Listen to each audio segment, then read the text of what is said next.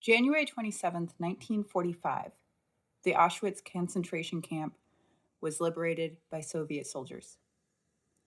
January 27th, 1943, Americans bombed Germany for the first time since entering the war.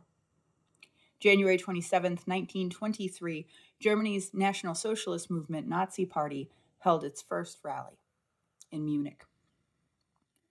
The Auschwitz Museum website today reads, "Auschwitz did not fall suddenly from the sky." The Universal News Service, Hearst, reported in 1933, Nazis hold 10,000 foes as prisoners. But the report did include a statement that certain foreign newspapers are printing irresponsible distortions concerning the treatment of Jews in Germany from the Central Union of German Citizens of the Jewish Faith. Reports of anti-Jewish atrocities are, quote, pure inventions, the statement said. Journalist Dorothy Thompson, the author of Wife Sinclair Lewis, was reportedly the first journalist to be expelled by the German government in 1934 for damaging Germany in the world press. She said at the time, "Outsiders are warned that Germans have the right to any form of government they choose.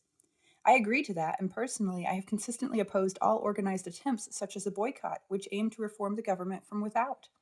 But National Socialism on its own claims is not only a system of German government, but is a world outlook which is frankly directed against the liberal and democratic conception under which a great part of the world still live and which, curiously enough, still cherish." Associated Press articles at the time said, "Expulsion and intimidation of reputable foreign correspondents inevitably produces the belief among foreign readers that the Nazis have something very terrible to hide." When the Soviet troops arrived at Auschwitz, there were 7,000 prisoners still held there. But the scale of the atrocities only became apparent when they began to take inventory of the grounds. 7 tons of human hair was stored in one building of the depot. 12,000 pots and pans that had been brought to the camp by people who still believed until the moment they arrived that they were being resettled were in one building.